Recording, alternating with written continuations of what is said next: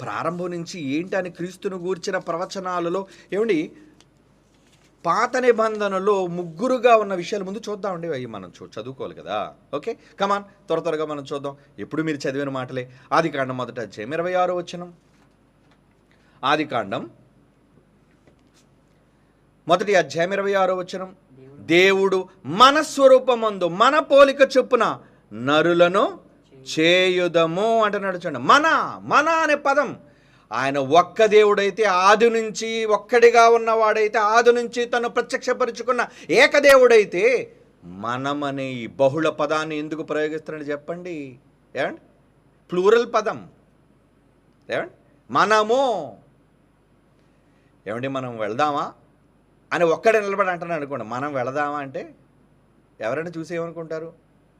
ఓహో, మనం వెళదామంటే ఎవరితో చెప్తున్నారు? పక్కన ఆయన భార్య ఉంది, ఆయన బంధువులు ఉన్నారు, ఆయన పిల్లలు ఉన్నారు, వాళ్ళతో కలిసి వెళ్దాం అంటున్నారు. ఎవ్వరూ లేకుండా ఒంటరిగా నిలబడి మనం వెళదామా అంటున్నాడు అనుకోండి. వాడిని ఎలా చూస్తారు మీరు? బుర్ర ఖరాబ్ అయిపోయింది వీడికి, వీడిని మెంటల్ హాస్పిటల్కి తీసుకువెళ్ళాలి. దేవుడు కరెక్ట్గానే ఉన్నాడండి, కానీ ఈ బుద్ధిహీనులు మనము అని ఆదికాండం తొలి పుస్తకంలోనే తను ప్రత్యక్షపరుచుకున్నాడు. మనము 3వ అధ్యాయం ఆదికాండం 22వ వచనం. అప్పుడు దేవుడని యెహోవా, ఇదిగో మంచి చెడ్డల్ని ఎరిగినట్లు ఆదాము మనలో ఒక్కడైపోయాడు. అంటే మనిషి దేవునిలో ఒకడయ్యాడు. మనలో ఒకని వంటి వాడాయను.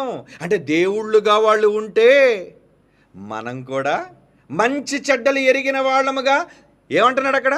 మనలో ఒకని వంటి వాడు. ఏమండి, ఇతను కూడా మనలో కలిసిపోయాడండి. ఎప్పుడంటారు మనలో కలిసిపోయాడని? చెప్పండి. మనవాడైనప్పుడు కదా, మనవాడైనప్పుడే అంటారు.